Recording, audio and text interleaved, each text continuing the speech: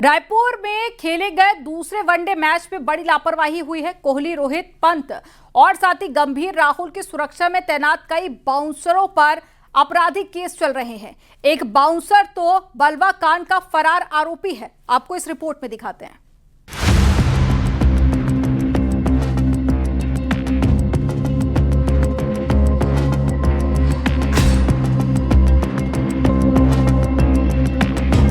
जिस व्यक्ति के खिलाफ कई अपराध दर्ज हों, जो आए दिन लोगों से मारपीट करता है, चाहे अस्पताल हो या कोई और जगह, वो भला क्या किसी की सुरक्षा कर सकता है?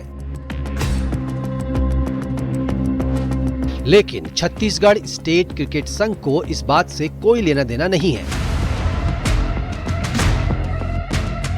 तभी तो भारत के टॉप खिलाड़ियों की सुरक्षा का जिम्मा इस शख्स को दिया गया। तस्वीरों में दिख रहा ये शख्स एक बदमाश है।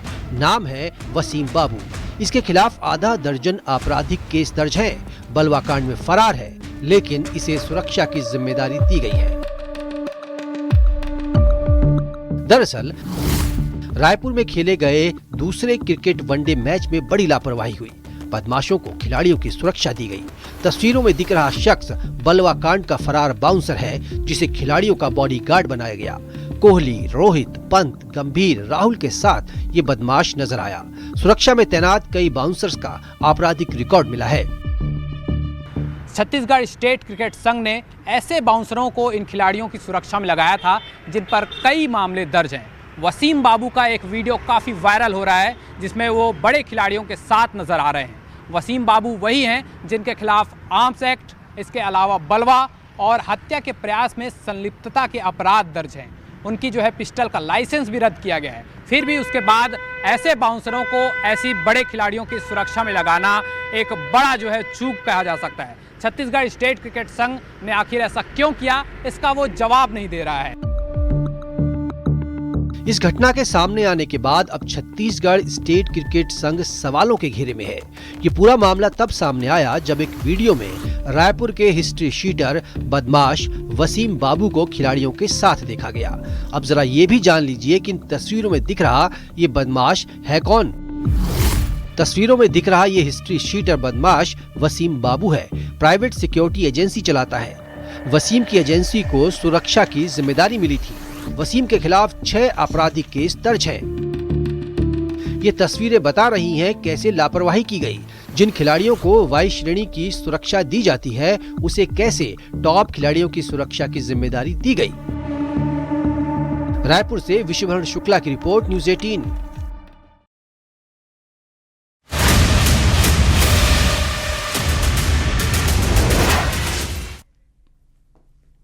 और ईंट भट्टे पर कामकाज देखने वाले मुंशी की हत्या से पूरे इलाके में सनसनी फैल गई। सो रहे मुंशी की बड़ी बेरहमी से धारदार हथियार से हत्या की गई है। हत्या किसने की है और क्यों की है, फिलहाल जांच चल रही है। आपको रिपोर्ट में दिखाते हैं।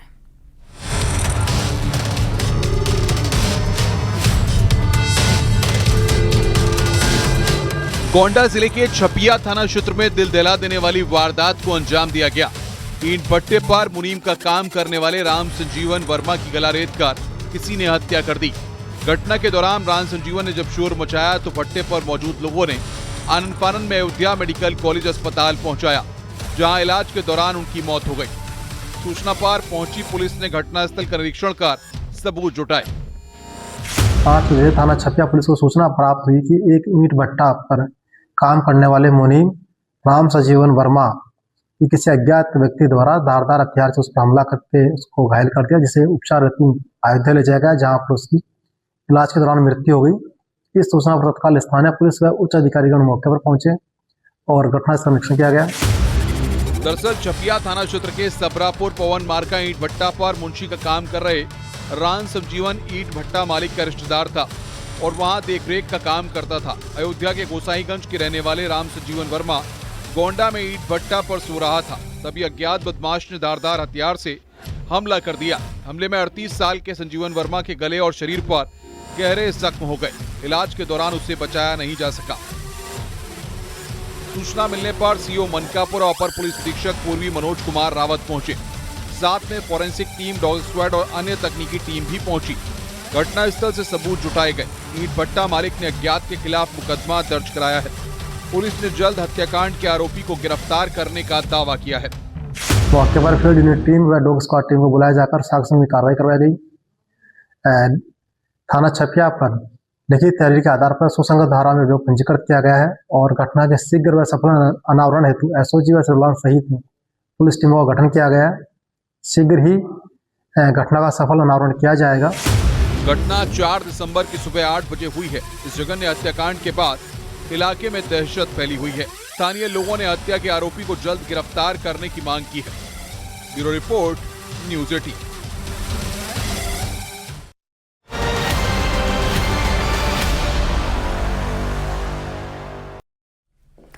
चार दबंग लड़कों ने एक लड़के को बड़ी बेरहमी से पीटा, लात घूंसे थप्पड़ मारे। इतना ही नहीं, 4 सेकंड के अंदर 10 चप्पल भी मारी। वीडियो सोशल मीडिया पर वायरल होते ही पुलिस धरपकड़ करने में जुटी हुई है। आपको इस रिपोर्ट में दिखाते हैं।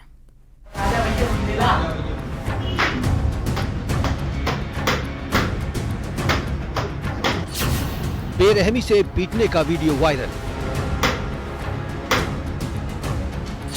महज 4 सेकंड में मारे 10 चप्पल।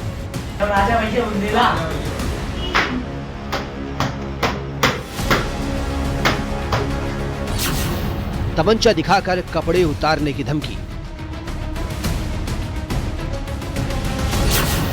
गाली देते हुए डंडे से पीटा, पैर छुआए।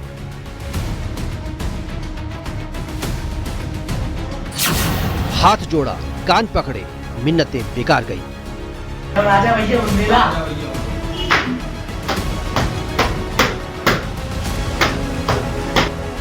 झांसी में एक लड़के की बेरहमी से पिटाई का वीडियो वायरल हो रहा है। तस्वीर झांसी के प्रेमनगर थाना इलाके की है, जहां कमरे में 4 दबंग लड़कों ने एक लड़के को बुरी तरह पीटा, थप्पड़, लात, घूंसे और डंडे से पीटा, साथ ही वीडियो भी बनाया।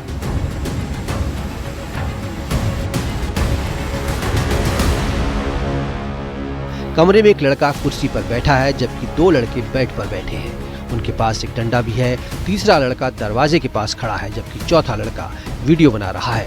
बेड पर बैठा लड़का निशांत सक्सेना काफी देर तक कुर्सी पर बैठे लड़के को कुछ समझा रहा है। बीच बीच में थप्पड़ भी मारता है, गालियां भी देता है।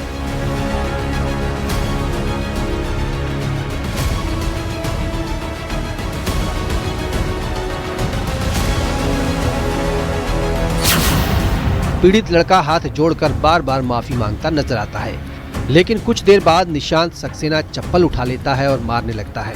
4 सेकंड में 10 बार चप्पल मारता है। चप्पल मारने से भी जब मन नहीं भरता, तब तमंचा दिखाकर कपड़े उतारने की धमकी देता है।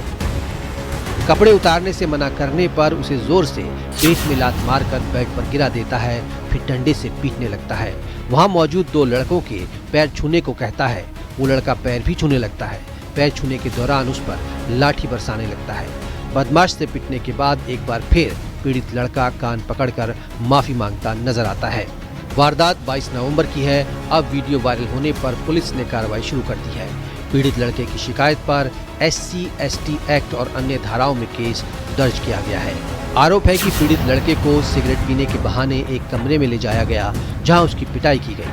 पुलिस ने आरोपी सुखरेत, आनंद नायक और कनिष्क को गिरफ्तार कर लिया है, जबकि मुख्य आरोपी निशांत सक्सेना फरार है। उसकी तलाश की जा रही है। विवाद की वजह अब तक साफ नहीं हो पाई है। Bureau report, news 18।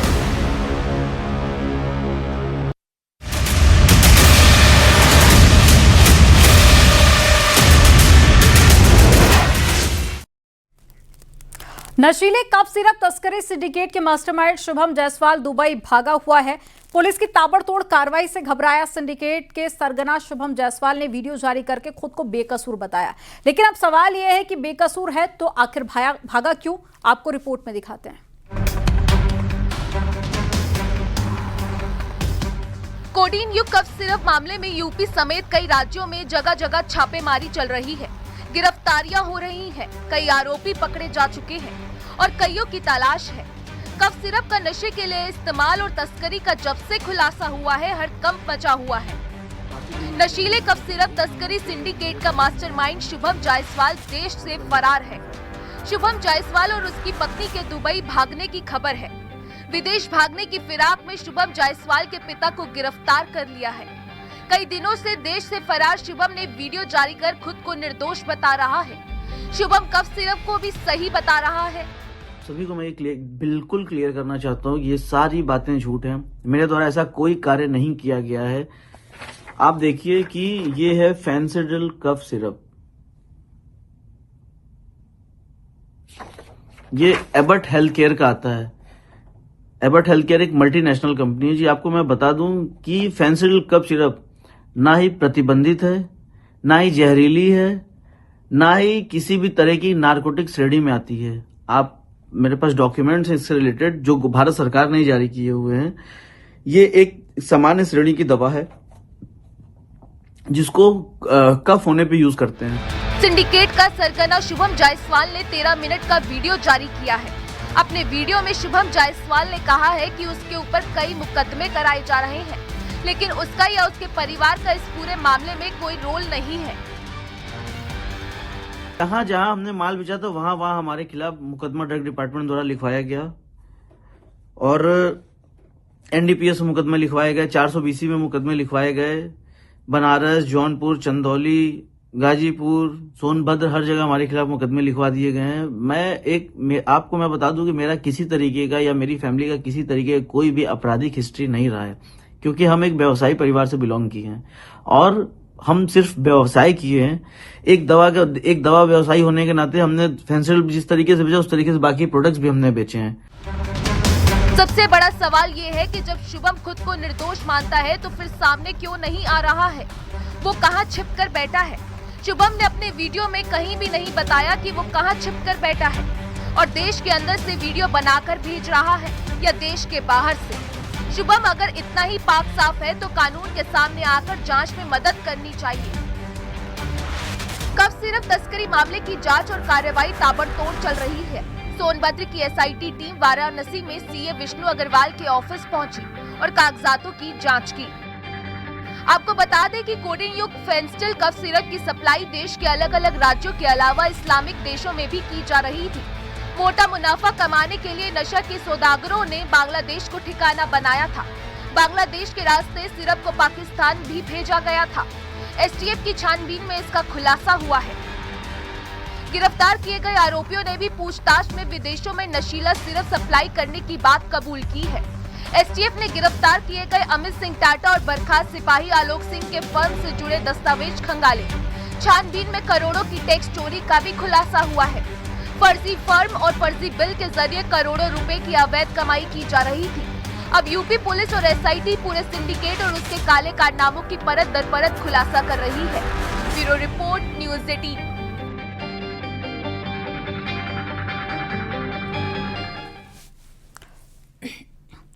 थाईलैंड में फंसे मेरठ के आशीष पुनिया की भारत वापसी हो गई है। 4 महीने बंधक रहने के बाद में आशीष अपने घर वापस लौटे हैं और भारत सरकार का आभार जताया है। आपको रिपोर्ट में दिखाते हैं।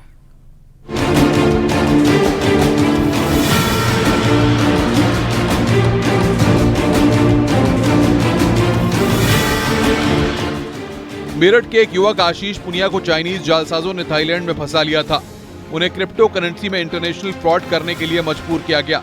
आशीष को 4 महीने तक म्यांमार में बंधक बनाकर रखा गया था, लेकिन उन्हें म्यांमार आर्मी ने रेस्क्यू कर भारत वापस भेज दिया है। वो नोएडा में एक आईटी कंपनी में काम करता था, जहां पर उसके सहकर्मी द्वारा उसे थाईलैंड में अच्छी नौकरी का बहाना देकर उसे थाईलैंड भिजवाया गया, जहां पर कुछ लोगों द्वारा उसे साइबर अपराध में लिप्त किया गया। थाईलैंड में मोटी सैलरी और बेहतरीन लाइफस्टाइल का लालच देकर फंसाया गया। नोएडा में साथ काम करने वाले दोस्तों ने आशीष को इस जाल में फंसाया था। मेरे को बताया गया था कि यहाँ पे डाटा एनालिस्ट की जॉब है और आपकी इंग्लिश वगैरह ठीक है तो आपको 90,000 के करीब सैलरी मिल जाएगी। ने इंटरव्यू वगैरह कराया था मेरा, मैं वहाँ गया, उसके बाद में उसके फ्रॉड में मैं फंस गया। वहाँ पे उन्होंने मुझे थाईलैंड से कहीं और भेज दिया, म्यांमार भेज दिया। वहाँ ना सैलरी मिली, स्कैम वगैरह का वहाँ काम था। उनको मना किया तो कह रहे थे कि 5 लाख दो, $3,000 दो, $4,000। आशीष का रेस्क्यू म्यांमार आर्मी ने किया है। उसके बाद भारत सरकार ने उन्हें सुरक्षित घर तक पहुंचाया है। आशीष भारत सरकार का आभार जताते हुए नजर आए। उनके मुताबिक चाइनीज स्कैमर्स के चंगुल में और भी युवक फंसे हुए हैं। ये लोग नए युवकों को मोटी सैलरी का लालच देकर दूसरे देश में बुला लेते हैं और फिर वहां उन्हें बंधक बनाकर फ्रॉड करवाते हैं। आशीष पुनिया ने सरकार से ऐसे स्कैमर्स पर नकेल कसने की मांग की है। मोदी जी तो ने बहुत अच्छा किया कि हम सब लोगों को वहां से निकाला, मदद की, उसके लिए बहुत बहुत शुक्रिया। करीबन वहाँ पे होंगे 5-7 हजार इंडियंस होंगे वहाँ पे। तो वो क्रिप्टो करेंसी और बिटकॉइन वगैरह के स्कैम्स करवाते थे वो। आशीष की तहरीर पर 3 नामजद और कुछ अज्ञात के खिलाफ मेरठ के कंकरखेड़ा थाने में केस दर्ज हुआ है। पुलिस ने जांच शुरू कर दी है। क्राइम ब्रांच और सीबीआई भी मामले की पड़ताल में जुट गई है। आरोप है कि कुछ लोगों द्वारा उसे साइबर क्राइम में रखा गया और काफी दिन वहां रखने के बाद भारतीय दूतावास की मदद से वो युवक वापस लौटा है।